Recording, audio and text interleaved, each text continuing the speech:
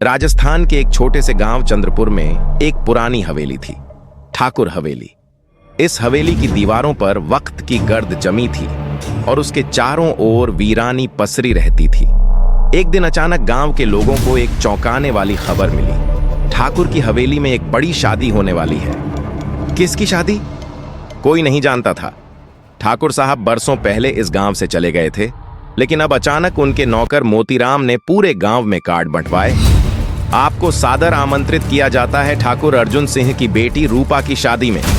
स्थान ठाकुर हवेली। समय रात 12 बजे। गांव वाले चौंक गए। आखिर कौन करता है रात 12 बजे शादी? और रूपा? किसी ने उसे आज तक देखा ही नहीं। बारात आई, लेकिन शादी की रात आई। हवेली सजाई गई थी जैसे कोई रॉयल महल हो, लेकिन बारात पहुंची तो सब कुछ अजीब लगने लगा। बारातियों के चेहरे धुंधले थे, जैसे कोई परछाई हो। ढोलक बज रही थी, लेकिन उसकी आवाज किसी पुरानी टेप रिकॉर्डिंग जैसी थी। गांव के कुछ लोग डर के मारे बाहर ही रुके रहे, लेकिन राजू, जो गांव का सबसे जिज्ञासु लड़का था, चुपचाप अंदर घुस गया। उसे वहां एक लड़की दिखी, लाल जोड़े में, घूंघट में, शांत बैठी थी। वो दुल्हन थी, रूपा। लेकिन उसके आसपास कोई हलचल नहीं थी, ना कोई हंसी, ना शोर, जैसे सब कुछ सजीव होकर भी निर्जीव हो। पुरानी आत्मा की वापसी। राजू ने छुपकर ठाकुर अर्जुन सिंह और पंडित के बीच की बातचीत सुनी। इस बार रस्म पूरी होनी चाहिए पंडित जी, वरना वो फिर से सबको मार डालेगी। राजू कांप उठा। कुछ साल पहले इसी हवेली में एक लड़की की शादी टूट गई थी। उसका नाम भी रूपा था, लेकिन दूल्हा शादी के दिन भाग गया था। अपमान और दुख में रूपा ने आत्महत्या कर ली थी, ठीक रात 12 बजे। कहा जाता है कि उसकी आत्मा आज भी दुल्हन के जोड़े में हवेली में भटकती है और हर साल एक नकली शादी रचाई जाती है ताकि उसकी आत्मा शांत रहे। लेकिन इस बार मामला अलग था। इस बार दुल्हन खुद लौट आई थी। दूल्हा कौन है?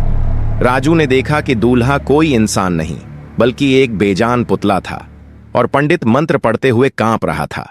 अचानक बिजली कड़कने लगी, दरवाजे अपने आप बंद हो गए और हवेली की दीवारों से खून टपकने लगा। दुल्हन धीरे धीरे उठी और फिर उसने अपना घूंघट उठाया। उसका चेहरा जला हुआ था, आंखें लाल और होंठ काले। वो रूपा थी, लेकिन अब इंसान नहीं, एक भटकती आत्मा। हर साल मेरे साथ मजाक किया जाता है, अब मैं खुद दूल्हा चुनूंगी। और उसकी नजर गई राजू पर। भाग दौड़ और डर। राजू चीखता हुआ भागा। हवेली के रास्ते बदलने लगे, दरवाजे गायब हो गए, सीढ़ियां उल्टी हो गईं। वो जैसे तैसे नीचे आया, लेकिन नीचे सब बाराती अब भूत बन चुके थे।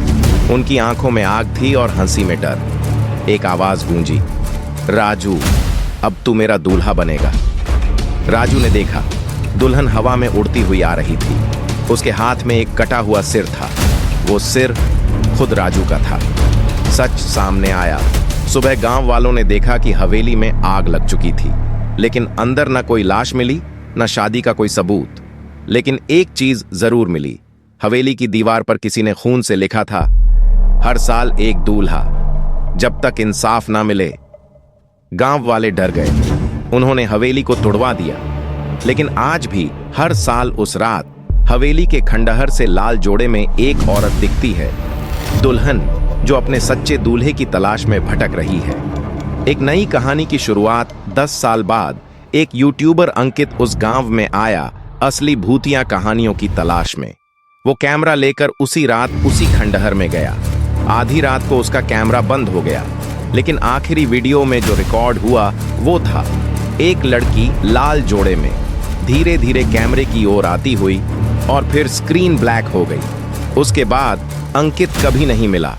स्केरी पंपकिन की ओर से सीख, कभी कभी जो दिखता है वो होता नहीं, और जो आत्माएं अधूरी रह जाती हैं वो चैन से नहीं सो पाती। क्या आप उस हवेली में जाना चाहेंगे?